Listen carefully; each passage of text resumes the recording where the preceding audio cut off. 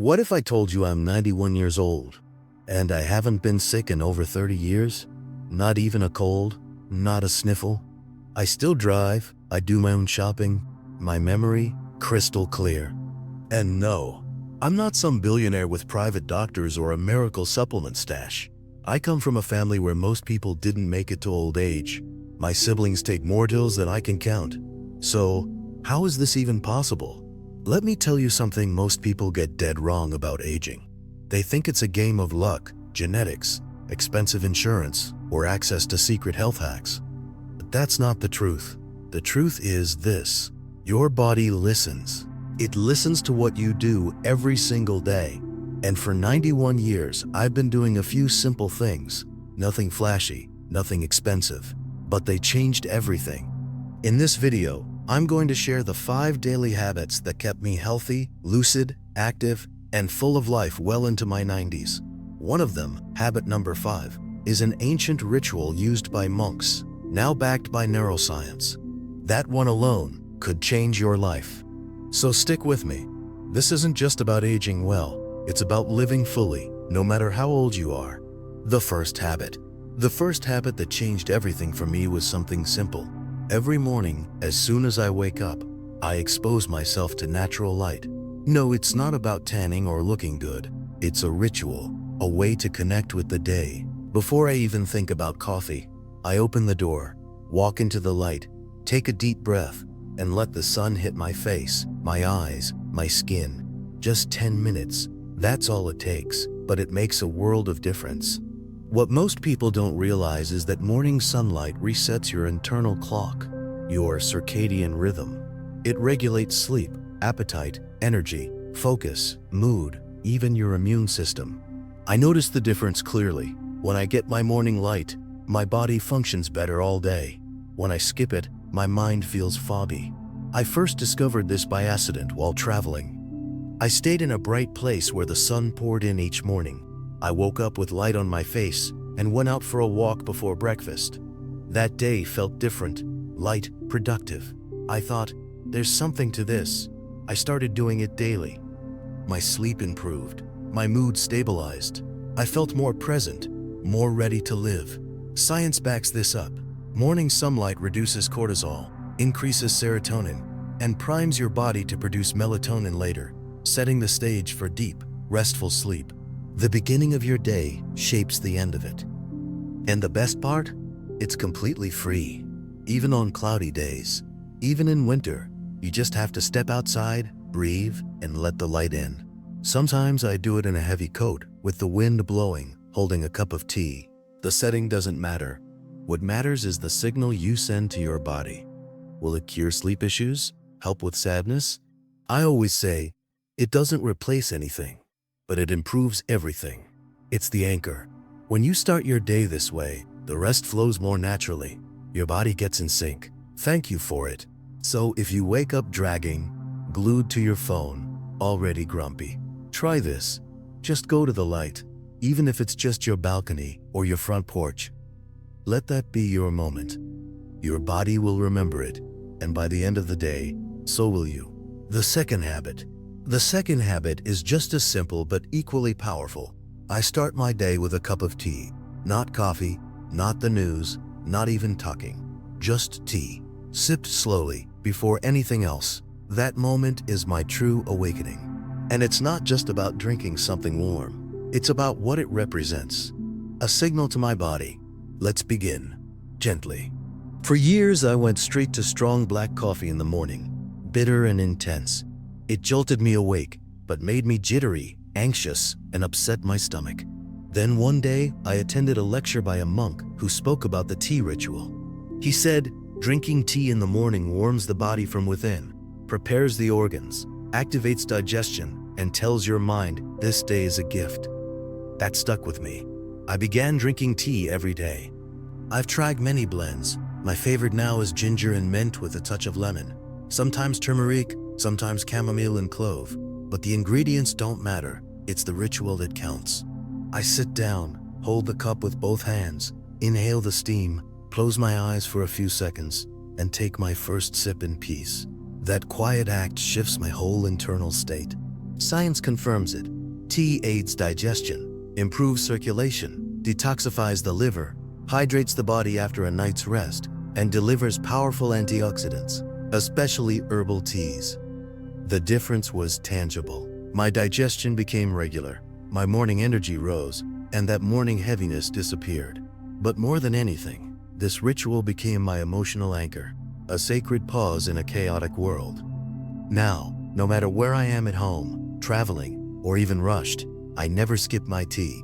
It's not about being picky, it's about honoring the body that's brought me this far, and it deserves that moment of care. If you've never tried this, try it for a week.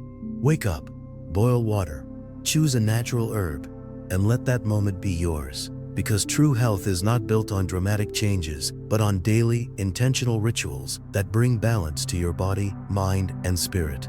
The third habit I follow without fail is exercising my mind. Because like a muscle, if you don't use it, it weakens. It may sound dramatic, but I've seen it firsthand. Many people lose their independence not because their body gives out, but because their mind slowly shut down. It starts subtly, forgetting dates, struggling to organize, confusion over simple tasks, and before long, they rely entirely on others. But much of that can be prevented just by listening to this right now. Engaging, absorbing, connecting ideas. You're already exercising your brain. That's mental training. It's real, and it matters. I've always believed the brain needs to be challenged. And no, that doesn't mean just crossword puzzles. It means breaking routines, learning something new, trying a recipe, solving a problem, reading, writing, remembering details, organizing ideas, recalling stories from the past. I noticed my own memory slipping at age 75.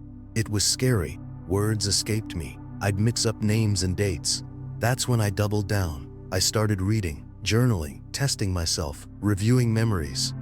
And slowly, my clarity returned. These days I keep it varied. Reading, writing, making mental lists, telling stories to my grandkids. It keeps me sharp, confident, and independent.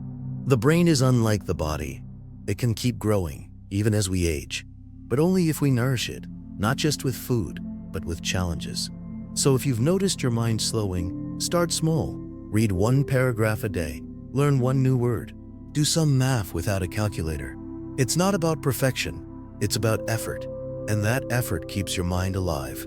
The fourth habit is movement. Moving every single day. It sounds obvious, but too often, older people are told, take it easy, don't overdo it, just rest. And little by little, they stop moving. They sit more, rest more, and they begin to fade. I fell into that trap once. I thought resting was smart. Instead, I became stiff, slow, and full of aches. I felt older than I was. Then one day, I walked past a senior Pilates class. I joined on a whim and never stopped. That was a turning point. At first it was hard, tight muscles, stiff joints, poor balance. But with time, my body loosened, movement returned, and with it the joy of living. Later, I added simple yoga, gentle postures adapted to my age. It transformed my breathing, sleep, and mood. Even better, I made friends, real connection with people my age, facing the same challenges. We laughed, encouraged each other, and grew stronger, physically and emotionally. Now I move daily. A walk, some stretching, yoga on TV. The amount doesn't matter. What matters is that I don't stop, because when the body stops, it declines. But when it moves, it heals. So, if you think you're too old to move, think again. Start small. Stretch, walk, dance in your kitchen, and if you can, join a group. Movement strengthens the body, and community heals the soul. The fifth habit, the final habit, the most transformative of all, came from an ancient Buddhist ritual, now studied by modern neuroscience, the brainwave ritual of abundance. It sounds mystical, I know, but the science is clear. Early morning theta waves can reduce stress, sharpen focus, improve emotion regulation, and, believe it or not, open your mind to new opportunities. Every morning, before distractions, I put on headphones, and listen to specific brainwave frequencies that bring my mind into the theta state. While I listen, I focus silently on three things: what I want to feel, what I want to attract, what I need to release. It's simple, just a few minutes, but it changed everything. My health, my clarity, even my finances. Within weeks, my anxiety vanished, my decisions became sharper, unexpected opportunities showed up, even my financial stability grew, not because I worked more, but because my mind changed. It's not magic, it's neuroscience, proven by Columbia, Harvard, and respected journals. The brain, when tuned to the right frequency, sees the world differently, and it responds. This ritual became sacred to me, 7 minutes each morning that prepare me for life. And anyone can do it, no cost, no beliefs required, just willingness. If you're curious about this ritual, I've left a link in the comments. It costs nothing to learn and could change everything. Health isn't about urgency, guilt, or pressure. It's about consistency and respecting your body's timing. You don't need to do all 5 habits at once. Start with 1: morning light, a cup of tea, a mental challenge, a short walk, or the brainwave ritual. Small, intentional steps build a cycle. Better sleep leads to more energy, better eating, clearer thinking, and wiser choices. Don't compare yourself to others. Ask, what's one thing I can improve today? Health is built brick by brick, not overnight.